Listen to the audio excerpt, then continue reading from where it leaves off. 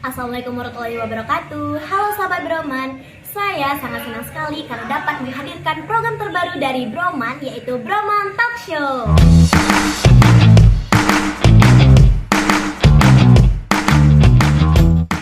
Pada kesempatan kali ini, tentunya Fania nggak sendiri loh. Fania bersama dengan salah satu penulis buku terhebat, yaitu Bapak Tengku Said Deki, yang mana beliau telah merilis buku dengan judul Korpus Mapur dalam Sejarah Islamisasi di Pulau Bangka. Tentunya kalian gak sabar lagi nih mau bincang-bincang sama Pak Deki. Ayo ikuti Fania. Halo Bapak, senang sekali Bapak bisa datang di program terbaru Broman, yaitu Broman Talk Show. Jadi boleh nih Pak kita bincang-bincang sedikit mengenai apa sih yang menjadi landasan Bapak dalam meneliti dan menerbitkan buku ini Pak? Iya, terima kasih Dek. Memang buku ini adalah buku pertama saya ya. Saya menggunakan metode penelitian field research, yaitu ke lapangan gitu kan, untuk menggunakan data primer. Apa yang mendukung saya atau yang mendasari saya melakukan dari penelitian ini adalah yang pertama, saya memang punya interest ya terhadap dunia penelitian. Karena bagi saya kekuatan ilmu pengetahuan itu adalah pada penelitian. Itu yang pertama. Yang kedua, memang orang tua saya memang mendukung untuk melakukan penelitian sejarah di Pulau Bangka, terutama yang berkenaan dengan masalah Islam di Pulau Bangka, tapi dalam sudut pandang arkeologi. Kita bisa lihat selama ini kan banyak pendapat ya, kemudian yang mengatakan bahwa Islam di Bangka ini masuk tahun sekian, abad sekian gitu, tapi tidak pernah dilakukan penelitian yang mendasar, yang betul-betul valid gitu kan, dan tidak ada juga didukung dengan bukti-bukti arkeologi gitu. Sehingga hal-hal seperti ini menurut saya agak cukup bias ya, sehingga saya mempunyai interest dalam bidang penelitian dan melakukannya itu di Mapur. Kenapa Mapur? Karena Mapur itu kan sebuah wilayah ya, sebuah wilayah yang sangat besar, yang sebenarnya mempunyai peradaban, tapi orang nggak tahu Mapur ini seperti apa gitu. Nah, orang bilang Mapur ini adalah sebuah daerah yang non-religion, artinya yang jauh sekali dari nilai-nilai agama, lagi agama Islam gitu kan.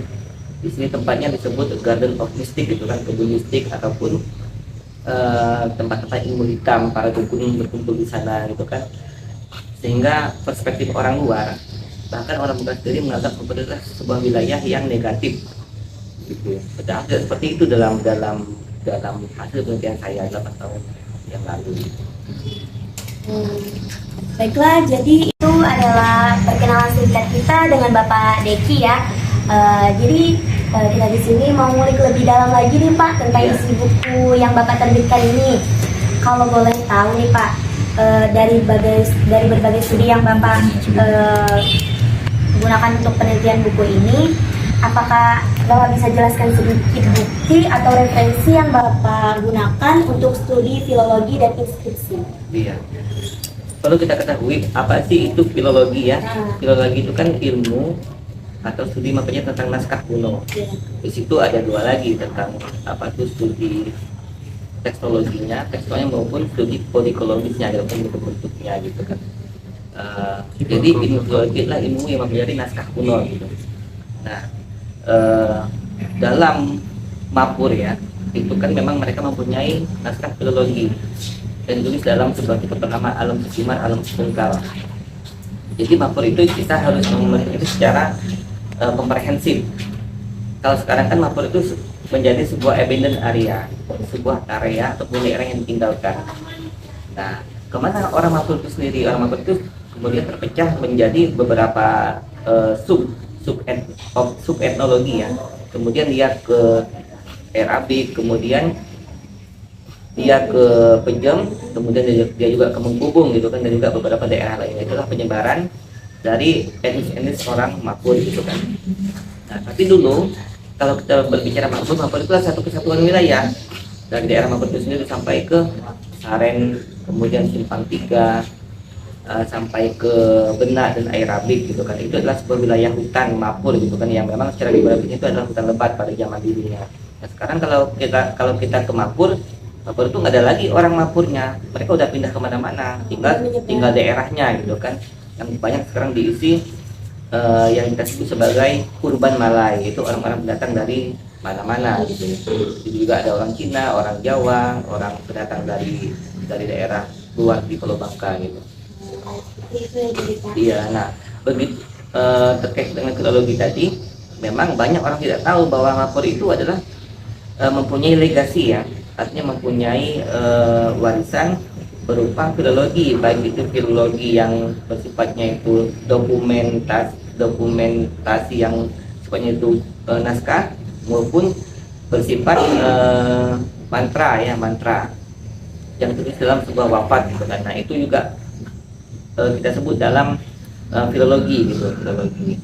Nah itu salah satu referensi saya ketika saya menggali tentang kemapuran gitu. Kemudian hal kedua yang saya lakukan itu, selain kita melihat dari sisi filologi, kita juga menggali dari sisi oral history, yaitu tutur lisan masyarakat. Karena itu juga bisa digunakan untuk penguatan atau merekonstruksi sejarah masa lampau dengan oral history. Tapi tentunya dengan metode yang benar, harus ada uji validitasnya gitu. Bukan serta-merta ketika orang bercerita dari memori kolektifnya kita terima, kita enggak, harus kita uji dulu dengan mungkin koresponden yang cukup banyak gitu, itu yang apa menurut penelitian saya. Untuk filologi Mapur nih Pak, itu boleh nggak kalau kita sebagai anak sekolah mempelajari gitu, pengen lihat gimana sih apa aja filologi Mapur itu, atau hanya boleh diperlihatkan untuk para peneliti aja seperti apa? Jadi filologi Mapur ini kan sebuah naskah kuno ya, naskah kuno yang memang sudah sangat lama ya, berusia ratusan tahun. Terusnya itu dari huruf Jawi ataupun Arab gundul ya, Arab gundul gitu. Nah tapi juga ada unsur-unsur tulisan lain yang saya temukan di dalam kitab tersebut. Itu kan tulisan tangan ya, tulisan tangan. Nah filologi itu apa tuh naskah Mapur ini bisa kita perlihatkan, tapi memang tidak dikonsumsi, bukan untuk dikonsumsi oleh publik, karena memang ketika saya mendapatkan materi ini, memang pesan dari orang yang pemiliknya itu tidak boleh di share kemana-mana, karena ini sangat berbahaya. Dalam arti ketika memang ini salah dipegang oleh orang yang salah, akan dirasa tidak baik ya, tidak memberi manfaat yang baik buat masyarakat ataupun buat orang yang memegangnya gitu. Karena di sini ada ilmu sihir, kemudian ada ilmu pengobatan, kemudian ada jimat gitu kan, wafat gitu kan.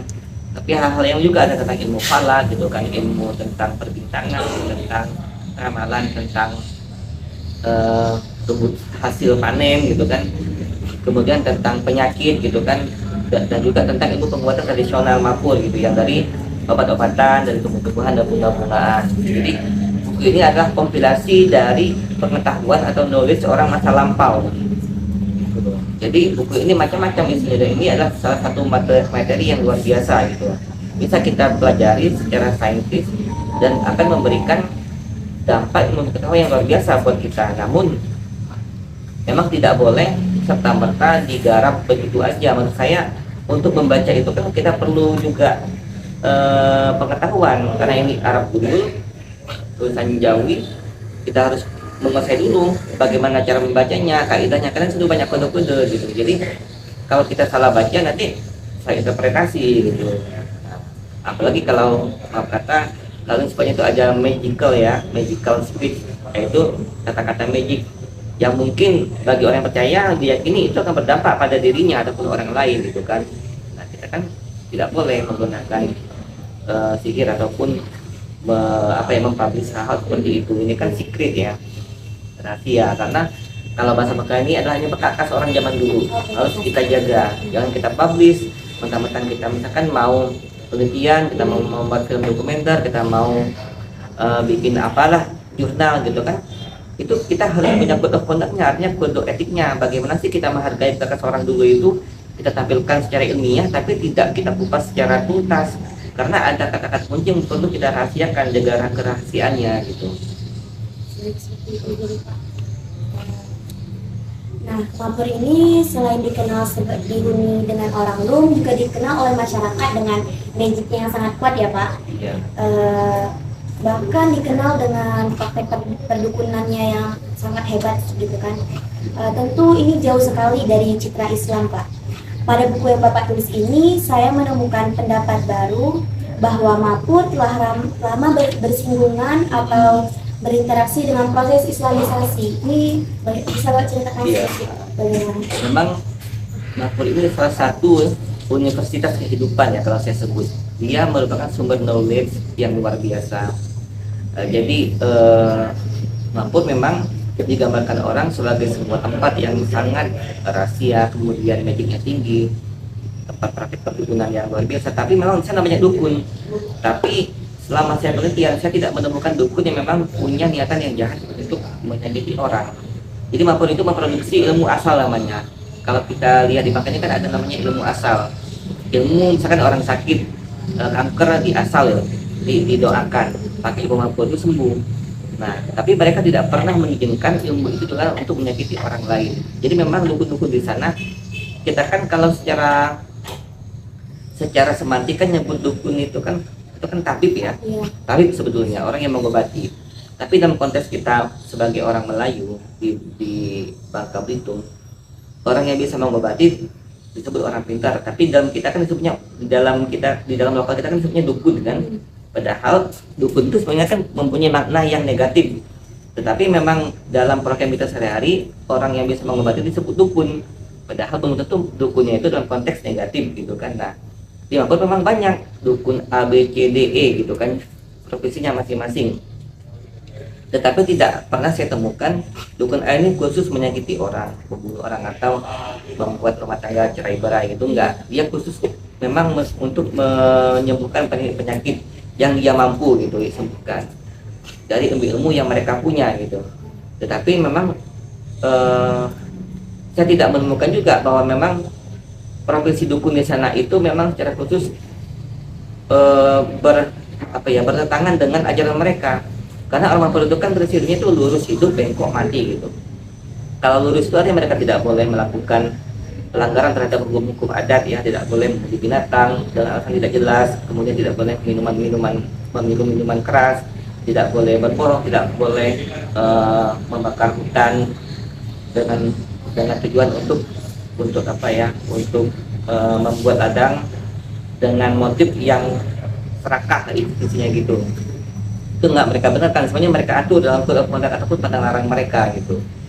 Jadi menurut saya Mapur itu memang mengajarkan nilai-nilai yang luhur, cuman orang kami ini nggak paham gitu kan, bagaimana sih Mapur itu mengelaborasi nilainya itu di masa lampau sampai hari ini juga masih positif saya lihat gitu. Nah, orang-orang kita ialah orang-orang luar yang datang ke Mapur suka mempelajari ilmu tersebut, kemudian mereka lakukan modifikasi gitu. Sehingga ilmu itu nggak lagi terkendali, ilmu itu nggak terkendali dan akhirnya nggak bisa lagi diperbaiki gitu kan. Dan tidak seperti itu. Nah, konsep Islam dalam pengobatan Mapur itu saya temukan pertama ya banyak di mantra-mantranya itu mengucapkan Bismillah dengan la ilaha illallah ataupun nama-nama bahasa Arab lainnya gitu kan. Di situ melihat ada memang tidak ada persinggungan ataupun asimilasi ya dari Islam yang kemudian terhubung dengan adat Mapur. Jadi yang saya sebut dengan konsep teologi natural gitu. Nah, jadi konsep adat ketemu dengan konsep Islam, hanya mereka melebur menjadi sebuah karakter yang kuat di Mapur itu sendiri. Jadi kalau kita tidak melakukan penelitian, tidak mendalami sesuatu kayak Mapur itu, orang hanya tahunya di dataran teoretik aja, di luar aja. Gitu. Mapur itu begini, nanti ke Mapur, kalau pergi ke Mapur nanti nggak bisa pulang. Dan nggak seperti itu. Kata orang ada bubung 7, yaitu 7 rumah gaib. Dan orang nggak tahu, orang nggak paham apa sih itu konsep 7 bubung itu gitu. Jadi kenapa saya memang sangat concern di Mapur sampai hari ini, karena dia banyak sumber knowledge-nya, ada ilmu arsitekturnya ada, kemudian ilmu tradisional medisinya ada, ilmu pengobatan tradisional ya, kemudian secara etnologinya juga lengkap semua gitu kan. Jadi bagi saya Mapur adalah sebuah universitas ilmu yang luar biasa.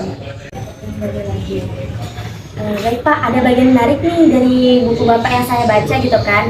Ada banyak jampi-jampian orang Mapur, perbendaharaan kata-kata itu ada sebagian dari agama Islam. Nah, teks-teks yang menggunakan kalimat Bismillah, la ilaha illallah seperti yang Bapak bilang tadi, ini memang populer di Pulau Bangka. Tapi tidak berlaku Pak kalau di orang Lum kan. Menurut Bapak, ini bukanlah sebuah akulturasi biasa yang bersifat menumpang atau bacaan tambahan dengan tujuan mengislamkan mantra-mantra tersebut dan supaya dipercaya bahwa mantra atau jampi tersebut tidak syirik, Pak. Bagaimana penjelasannya? Jadi memang komposisi mantra mapur itu ada beberapa bahasa, pertama bahasa Arab ya, bahasa Cina, kemudian bahasa Sanskerta sama bahasa Melayu. Dan setiap bait itu, setiap baris kan punya 4 bait ya, 4 bait itu 4 jenis bahasa. Dan ini saya lihat ini memang inilah salah satu kekayaan mapur itu di sini. Kita lihat untuk mantranya aja ada 4 bahasa gitu kan. Memang kalau kita berbicara secara utilisasi fungsi ya, fungsi dari mantra itu kadang-kadang kita nggak paham ini buat apa gitu. Tetapi ketika Islam masuk ke mapur, saya melihat ada degradasi komposisi mantra itu berubah gitu. Yang awalnya memang tidak pernah mengatakan tentang Bismillah atau apapun, tapi ketika memang Islam masuk itu memang saya melihat ada perubahan di atasnya itu sudah di-cover oleh kata-kata Bismillah dan bawahnya la ilaha illallah. Jadi memang di sini saya melihat ada approach ataupun pendekatan dari Islamisasi itu untuk mengislamkan ataupun menetralkan nilai-nilai negatif dari mantra tersebut gitu.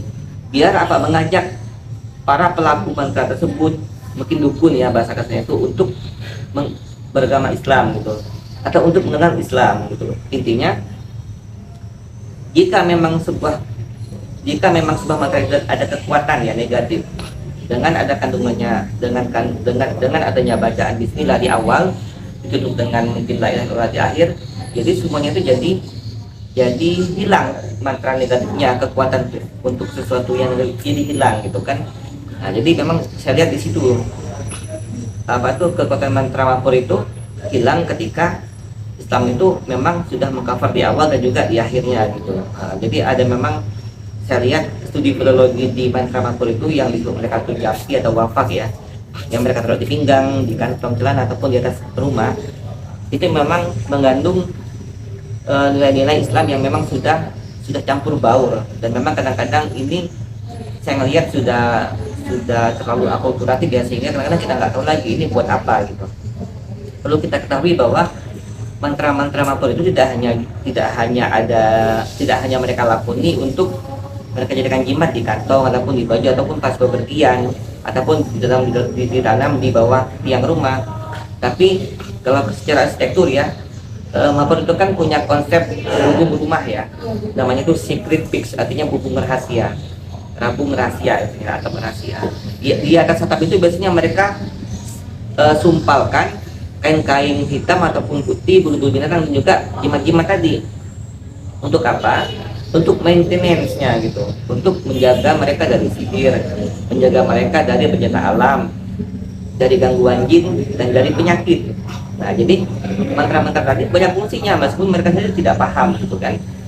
Tetapi mereka meyakini dengan ada kata-katanya Bismillah tadi itu sudah mengandung banyak kekuatan. Jadi mapur ini mengambil banyak nilai atau value ya dari berbagai macam yang mereka temukan pada saat masa lampau. Mereka ketemu dengan ajaran Islam, diambil masuk.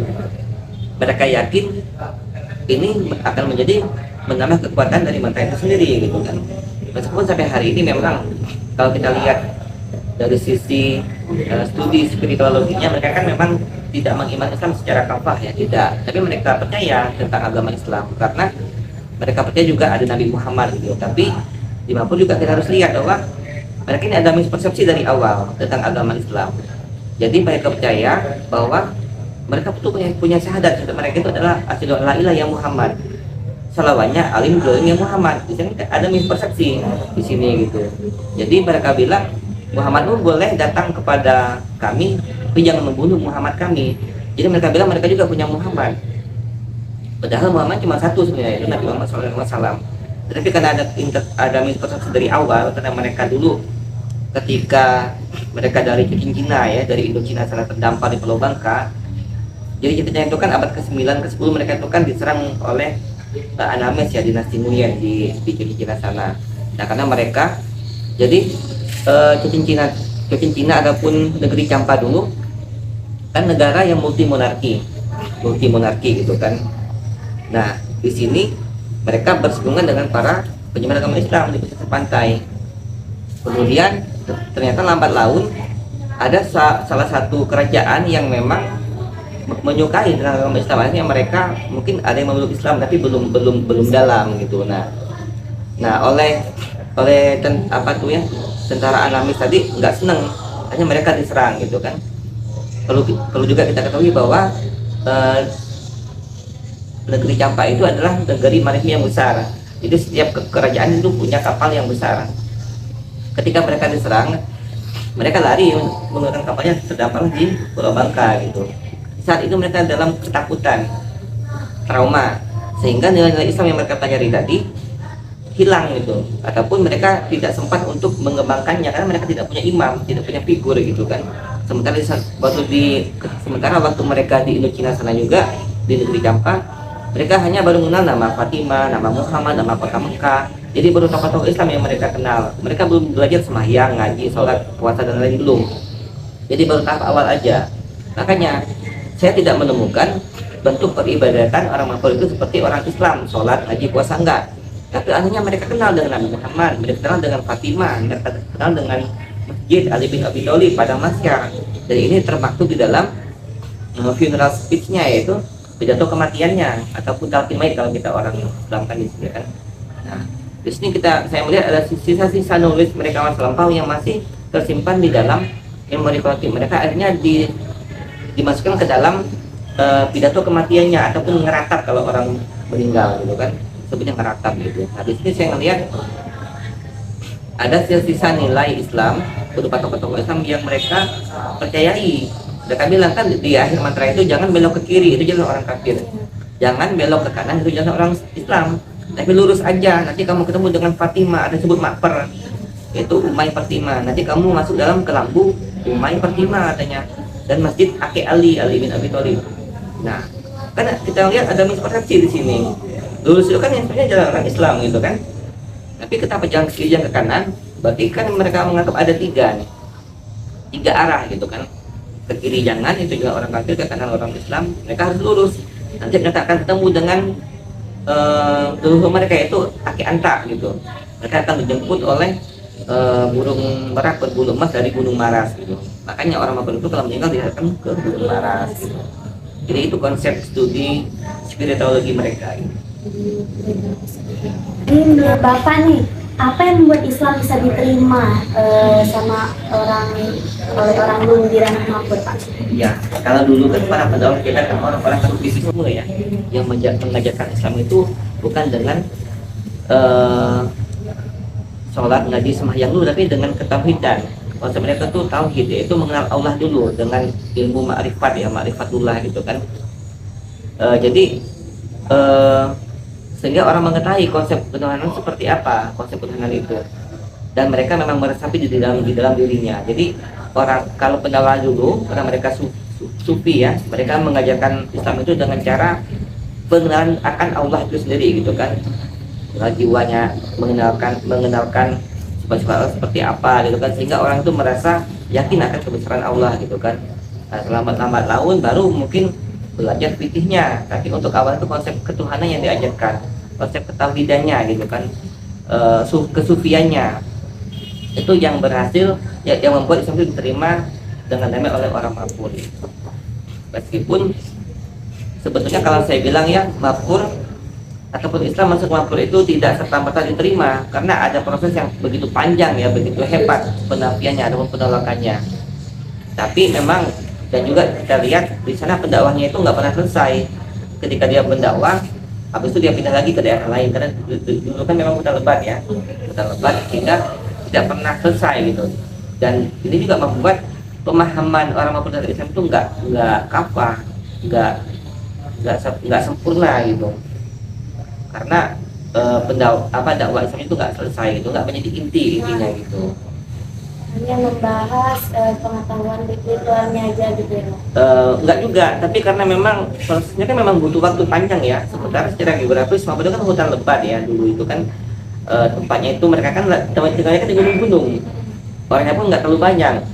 Sebenarnya pendakwah kan, kalau mereka berdakwah kan paling di kampung-kampung, nggak sampai ke gunung-gunung, nggak sampai dalam hutan gitu kan, nggak sampai mencari-cari orang dulu ada di dalam hutan, enggak gitu. Sehingga transfer knowledge Islam itu tidak komprehensif lah, intinya begitu, sehingga ada mispersepsi gitu. Dan ini berulang-ulang terus terjadi, sehingga memang sampai hari ini teologi natural itu di Mabur itu masih ada. Nah, tugas kita lah sekarang bagi yang penting jika ingin melakukan dakwah, ya hal ini sangat dibutuhkan di sana. Pak, ternyata Islam itu sangat damai ya dalam cara berdakwahnya, tidak memaksa dan bersifat mengajak sedikit demi sedikit. Ini benar-benar hal yang mengejutkan ya Pak. Menurut Bapak, asal muasal hingga pada cetakan kuno terdapat narasi Islam itu bisa berdampingan dengan adat. Apa yang terjadi antara adat Mapur dan Islam pada saat itu Pak? Jadi pada saat itu kan Islam kan mau masuk nih ke Mapur gitu kan, dibawa oleh para tokoh-tokoh seperti ahli adat dan lain-lain gitu kan. Nah, karena mereka ini sudah merasa punya Muhammad, mereka melihat Islam itu sebagai agama yang baru gitu kan. Jadi mereka bilang, oke lah, Islam boleh masuk ke sini ya, tetapi dengan syarat jangan membuang adat kami gitu kan. Kemudian jangan membuang adat kami dan juga jangan membunuh Muhammad kami, karena kami juga punya Muhammad menurut mereka gitu kan. Akhirnya Islam masuk ke daerah Mapur dengan seperti itu, artinya ada bargaining, ada tawar menawar gitu kan, boleh masuk tapi jangan menghilangkan adat kami untuk Allah.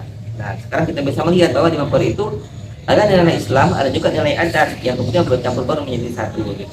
Dan sampai hari ini saya melihat itu masih ada, dan itulah legasi masa lampau hasil dari kesepakatan tadi yang mereka lakukan beberapa ratus tahun yang lalu oleh para pendakwah. Baik, seperti itu ya Pak. Ketika buku ini dicetak pada tahun 2014, Bapak melakukan penelitian kurang lebih selama 8 tahun, berarti itu dimulai dari 2004 ya Pak? 2005 sampai 2013. 2014 terbit bulan April. Bagaimana pandangan Bapak terhadap dinamika perkembangan Islam di ranah Mapur? Saat ini memang sudah banyak ya yang orang yang konversi agamanya itu ke Islam. Kira-kira 80%, kalau di Pejem itu sudah 90%-an ya. Kalau Arabik itu mungkin 70-80%. Kalau dulu kan Arabik kan agak tutup ya, introvert maksudnya. Kalau sekarang mereka sudah open minded, sudah banyak yang Islam, konversi dalam Islam. Kalau yang jadi walaupun mereka sama orang Mapur ya, mereka punya karakteristik yang sangat khusus. Kalau dulu Arabik itu saya sebut orang Mapur ataupun orang luar Pondok, karena mereka tidak open minded, mereka sangat introvert terhadap pemerintah, terhadap orang pedagang, apalagi dengan nilai agama Islam. Sekarang sudah terbiasa mereka gitu. Kalau Pejem memang dari dulu mereka agak open minded terhadap para media massa, kemudian para peneliti, mahasiswa-mahasiswi. Mereka terbiasa dengan itu, sehingga memang banyak dari orang-orang Mapur yang di Pejem itu memang masuk agama Islam. Menurut Bapak, apa ada adat baru yang muncul? Kan sekarang seiring berjalannya masa tuh Pak, ada nggak adat-adat baru yang muncul di suku lo Mapur itu, atau mereka tetap mempertahankan adat lamanya itu? Kalau adat baru sih nggak ada ya, karena kan culture mereka itu cukup kuat. Tapi memang kalau adat baru hasil dari improvement itu nggak ada. Tapi kalau saya lihat pengikisan budayanya itu ada. Jadi udah dengan seiring berjalannya waktu orang-orang tua udah banyak meninggal ya, sudah banyak nggak ada. Kemudian mungkin warisan ilmunya itu nggak diturunkan ke anak-anaknya, dan mereka juga udah tersentuh modernisme gitu kan ya. Di sana kan sudah banyak konflik sosial ya, dengan perkebunan dan lain-lain. Jadi masyarakat adat yang dulunya primordial sekarang berubah menjadi masyarakat yang dinamis, yang modernis gitu kan, dan juga yang sangat materialistis gitu kan. Kenapa mereka jadi seperti itu? Karena banyak lahan mereka diambil oleh industri kelapa sawit dan perkebunan gitu kan, sehingga mereka akhirnya sudah susah, mereka susah, kebunnya nggak ada lagi, lahannya nggak ada lagi, akhirnya mereka bertahan hidup dengan cara bekerja sebagai buruh di perusahaan tersebut gitu kan, baik karet maupun di sektor perkawinan, sehingga ada konflik sosial antara pemuda dan antara kaum muda sama kaum tua gitu. Kaum tua kan mempertahankan adatnya, kaum muda kan perlu makan, perlu gaya, style gitu kan, karena terkombinasi dengan dunia luar. Akhirnya ini jadi konflik sosial saat ini gitu. Jadi kalau budaya baru tuh nggak ada. mungkin kalau budaya baru kita sebut sebagai budaya modernis gitu kan, budaya industri gitu kan. Nah, tapi pengikisan budaya pasti sangat menurun gitu kan, pasti sangat kuat, degradasinya itu sangat terasa di sana gitu kan. Kita lihat aja kalau ada nujuk jerami ya, nujuk jerami itu kan upacara panen sesudah upacara syukuran setelah 7 hari panen. Jerami itu kan padi, nujuk itu 7 hari sesudah panen. Kalau dulu orang Mapur itu kalau nujuk jerami dia acaranya kan ritual sekali ya, di balai adat gitu kan, mengundang masyarakat di situ. Itu adanya membuat apa ya, secara simbolis menunggu padi, kemudian bagi-bagi, kemudian baca doa sama mantra, dan juga meramal nasib tahun depannya seperti apa. Jadi biasanya mereka kalau misalkan bulan Mei atau bulan Juni mereka kan jerami. Nah, setelah selesai acara itu mereka mengutus beberapa utusan untuk telapak kaki Aki Anta, untuk melihat telapak kaki itu kira-kira tahun depan masyarakat di Mapur itu akan terjadi apa, penyakit apa, apakah ada kerusuhan, kemudian apakah panennya berhasil atau ada pertikaian gitu kan. Nah, sekarang udah nggak ada lagi, mereka udah jadi jauh lebih simpel, jadi nggak ada lagi yang kunjungan ke Tanjung Sama itu untuk melihat ramalan yang akan terjadi setahun ke depan gitu kan. Sekarang udah pengikisan sudah menurun, tradisi seperti udah hilang bahkan gitu. Pengikisan budayanya sangat terlihat ya, Iya, sangat terlihat gitu kan. Kadang-kadang kan sekarang ini justru kalau dulu kan nggak boleh ada band, organ tunggal. Nah sekarang pemuda-pemudanya itu pengen kalau nujuk jerami itu ada band sampai malam gitu kan, joget-joget gitu kan. Malah ada juga yang mungkin hanya saling berkelahi karena senggol-senggolan gitu kan. Kalau orang tuanya enggak, orang tuanya mau dambusan gitu kan, tari-tarian gitu kan. Kemudian diisi dengan juga acara-acara adat lah gitu. Tapi kalau yang saat ini, kalau organ tunggal gitu kan, musik yang gegap gempita gitu kan, itu kan sudah merusak sekali culture yang ada di Mapur itu sendiri gitu. Kenapa? Karena ini budaya industri sudah masuk gitu. Ini menurut Bapak nih, dan metode penguburannya juga mirip-mirip nih Pak dengan penguburan Islam. Apakah ini juga termasuk dalam bukti bahwa ada unsur-unsur Islam yang melekat pada adat orang Luhung di Desa Mapur? Iya, itu salah satu legasinya dari negara Islam tentang penguburan mayat. Cuman kalau orang Mapurnya kan mereka kan punya kiblat ya. Kiblatnya secara hakiki itu ke daerah Gunung Maras. Artinya mereka percaya mereka akan pulang ke Gunung Maras karena leluhur mereka Aki Anta itu kan tidak disebut meninggal tapi raib, hilang ke Gunung Maras. Nanti setiap kali mereka meninggal mereka akan dijemput oleh leluhurnya dan ketemu di Gunung Maras dan ketemu dengan Masjid Aki Ali pada akhirnya gitu. Jadi konsep orang Mapur itu seperti itu kalau mereka meninggal gitu. Jadi sudah ada memang nilai Islamnya tetapi tidak tadi bercampur baur tadi kan, sehingga setengah-setengah kayak gitu. Dan mereka memang menganggap Maras itu Gunung Maras adalah sebuah kiblat hakiki mereka gitu. Kiblat mereka secara kiblat kehidupan mereka yang secara jangka pendek ya. Kalau yang kiblat mereka jangka panjang kan ada di Gunung Maras. Kiblat mereka jangka pendek yang menjamin kesejahteraan kehidupannya, ekonominya itu ada di Gunung Tindong atau Gunung Pelawan gitu. Karena itu sumber kehidupan mereka, sumber makanan mereka, air mereka gitu. Ini sangat menarik ya teman-teman, bahwa pada 4 nisan itu melambangkan dari 4 arah mata angin yang berbeda, tetapi dia menaungi satu, yaitu alam baka. Unsur kayak gini nih sangat menghargai keragaman ya, patut kita contohi agar Indonesia hidup untuk saling rukun. Kalau boleh nih Pak, Bapak bisa nggak ceritain hal tersulit apa yang Bapak alami selama 8 tahun nih meneliti? Hal tersulit saya itu pertama berusaha membagi waktu ya, karena saya kan bekerja juga kan, jadi kenapa harus 8 tahun?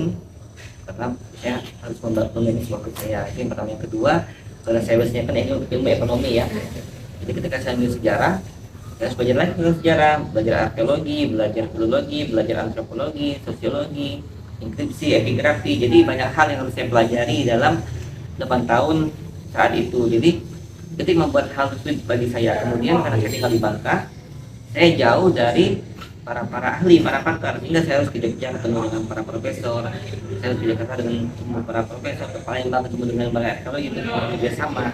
Jadi itu yang membuat saya agak susah itu, pertama dari sisi waktu, kedua basic ilmu pengetahuan saya, sehingga buku ini kenapa sampai 8 tahun karena harus diuji oleh profesor dulu.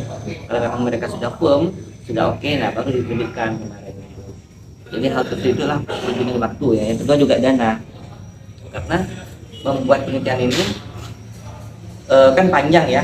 Kenapa orang Indonesia malas penelitian? Karena penelitian itu panjang waktunya, detail, cermat, mahal. Jadi untuk menyelesaikan buku perpus ini, saya kemarin hampir 1 miliar uangnya untuk penelitian ini. Juga tidak ada uji karbon ya, arkeologi, karena kan buku perpus ini penelitian dengan menggunakan metode arkeologi.